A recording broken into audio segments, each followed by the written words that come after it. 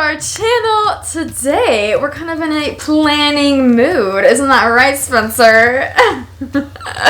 So, tomorrow we actually have a landscape designer coming to our house. Because if you didn't know already, we just moved into a house like about a month ago. Mm-hmm. And this is our brand new, this is our first house we've ever owned. And our yard is unfinished. At the moment, it's just dirt and a lot of weeds. Or on a rainy day, mud and a lot of weeds. And we're sick and tired of pulling weeds, you guys. It's not fun. But I digress. I'm excited to finally have a yard and something that we can go outside and enjoy. Because, I don't know, it's not really that fun looking at dirt all day. No. So we're going to talk about our dream yard landscaping, our inspiration, and share some pictures with you of what I found online. Basically, you guys are our practice for how tomorrow is going to go with the landscaper. So you're the landscaper, we're telling you our ideas, and this is how it's going to go. And we thought also maybe if there's anyone out there watching this video that also has an unfinished yard and needs some inspiration, maybe this could be helpful. I don't know. We'll see. But anyways, let's jump into it. So, we're going to start with the front yard. Do you want to explain kind of what we want to do with the front yard? Yeah. So, alright. So, one thing we want to do with the front yard, we don't really have an inspiration pick for it, but on one side of the house we want to put in a pad for a trailer because we don't currently have a trailer, but we're wanting to get one again sometime in the future, so it'd be nice to have somewhere to put it.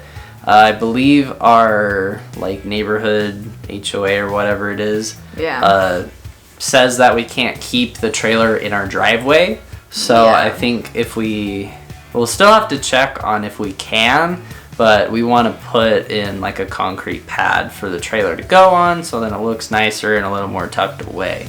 Mm-hmm. And then on the other side, we want to do just pretty much a giant flower bed. Yeah. Right? Because we have a walkway that comes out from the driveway, and so it'd be nice to be able to just kind of follow the walkway with some, whoop-de-doo, wavy, whoop-de-doo. I don't know, the curvy curbing. Yeah, curbing is just the part between the grass and then whatever you want to put, plants, flower beds, or whatever. Yep. And so, we thought instead of doing a straight edge curbing, which is more of a modern style, if you had more of a modern house, I think straight edges would look good. You don't see straight edge curbing very Not often. a lot, because most houses are traditional. So I think we want to do some wavy curves, and I don't know, it's kind of fun. So yeah. We want to do that. that. We don't know what we're going to plant in it. That's Flowers. Where the landscape guy comes in. But we do know we want probably a couple small trees, I think. Out in the front. Yeah. Another thing with the front of the landscape design is that we are in charge of the... What is it even called? I don't know. The little chunk between the sidewalk and the road. I know it has a name. I know it's weird, but yeah. So the little median thing that's on the other side of the sidewalk, between the sidewalk and the road, we're in charge of that too. And we were thinking we wanted to do decorative rocks. Mm-hmm. And I was thinking it would be cool to have some shrubs in the decorative rocks in the front and maybe some trees on the side. Yeah. I want to do the trees in the decorative rocks, but I feel like it doesn't I feel like most people would do shrubs in the front yard instead on the side of the house because of the trees would block the view of the house, of the front house. Yeah. The thing is, if you go with rocks, you just have to make sure you keep up on the maintenance because weeds will start poking through the rocks, and that does not look good. Yeah. So if we decide to go that route, we're gonna have to upkeep the weeds a lot. Most people, I learned this from my family, but most people will lay down this fabric. Yeah, my mom says that doesn't even matter because they poke up through anyway. My family tried that too. It doesn't work. But it's a good idea in theory. Maybe there's a better way. I don't know, we can see what in concept it seems nice, but maybe we could get plastic instead of fabric. Plastic will heat up, so any plant by it is gonna get I don't know. My mom says don't plant any grass at that part. Just let it be our nasty dirt. Like, don't bring in any nice dirt for that. If you're gonna just put rock on it. Yeah. And then put nice dirt around, like, your shrubs or whatever. That makes sense. So, yeah. And then I thought, like, so on one side of our driveway, we're gonna have the RV pad. And then on the other side, I was thinking we're just gonna fill all in with grass.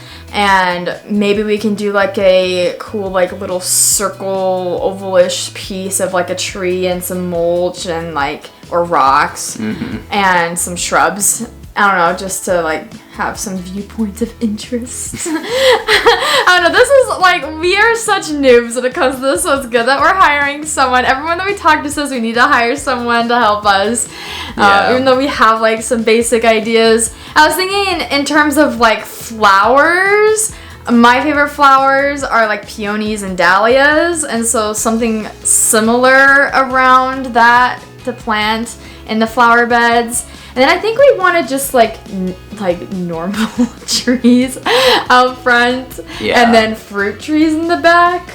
But potentially, we don't know like what specific type of plant works best in a region, which is nice because the landscape designer that's coming also recommends different plants and shrubs and flowers and trees. So they'll know exactly like what recommendations to give us that we can go get.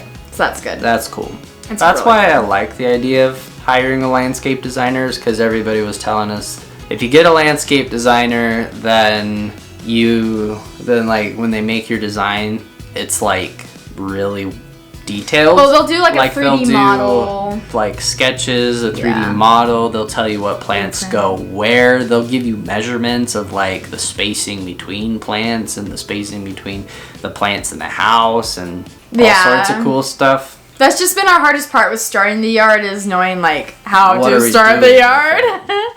So, okay, so that was our idea for like the front yard. Nothing like too crazy. Most of the fun stuff's gonna be in the back.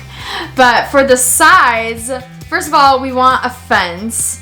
And just to surround our whole yard, keep it in. Well, first of all, mostly because we want a dog. All of you guys have been asking, like, when are you gonna get a dog? And that's when we're gonna have our yard done, because I wanted to go out and be able to run and play and not having to worry about it running away without a fence or something like that. It's because your family just did the fence thing. And it was a good idea. And they've been able to let Logan and Atlas just come and go as they please, basically. So I think it's been super good for them. So like. Yeah.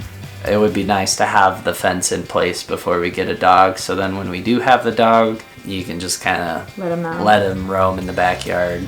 Yeah. So we want a fence starting at like the sides of our house and then surrounding the whole backyard.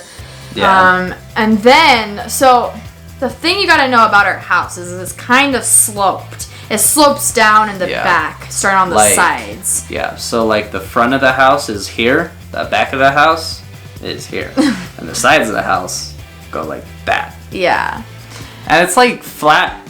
It's like a, I don't know. I was gonna say a stretched out Z, like if you took a Z and went whack, but that doesn't make any sense. It's like flat on the top, flat in the backyard, and then just like angled between. Yeah. It's because we live in Utah and we're surrounded by mountains, and it's hilly. Yeah, it's very uneven. So we're gonna have to hire someone or do it ourselves. I don't know what we can do. I don't know how you do it. To move dirt around and all that stuff, to level things. Yeah. So we're gonna need that leveled.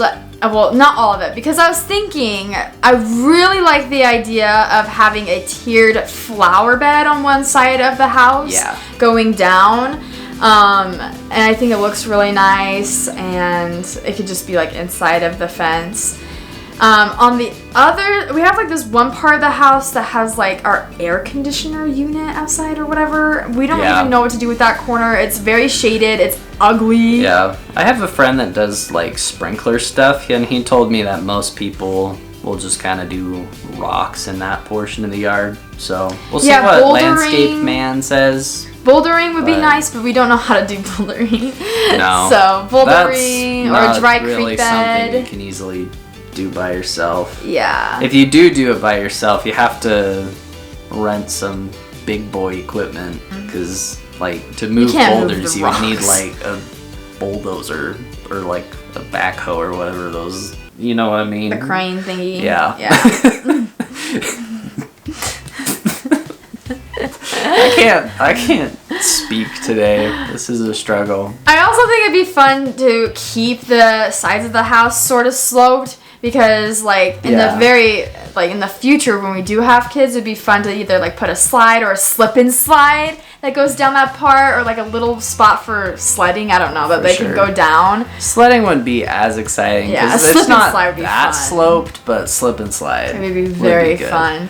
Yeah. So. On the side of the house that we're gonna do the RV pad, that will have to be like leveled. Like we'll have to put down like a lot of dirt to bring up the slope. But the other side of the house, perfect.